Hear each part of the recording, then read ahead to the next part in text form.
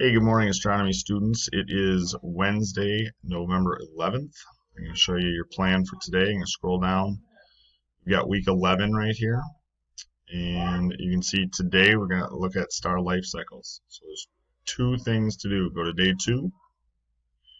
Right here you got star life cycles. I've not fully put together the true Ed puzzle thing. So if you've done Ed puzzles, this is going to be very similar but slightly different. So you're going to click the link here. Your view is going to look just like this. Use the link to watch the Ed puzzles on life cycles of stars. Every few seconds, the video will stop. You're going to be asked a question.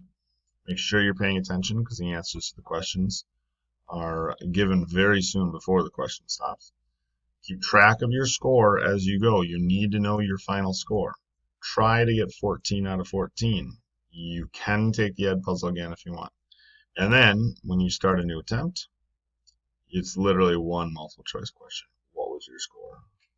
And then you make sure you submit. Okay, so that is your Ed puzzle. The other item inside day 2 is very simply put, get your missing work in. Try to get at least one missing assignment in if you have it. I would say 3/4 of the class has at least one missing assignment. And so try to get at least one thing turned in. Okay.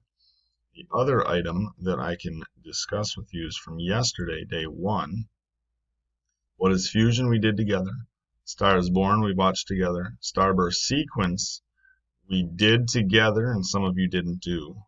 And then the star life vocabulary, that was sort of the end homework. I believe I have 8 out of 22 so far. So if you haven't turned in star life vocab from day 1, work on that as well. As always, you got questions, let me know. Have a good one. See ya.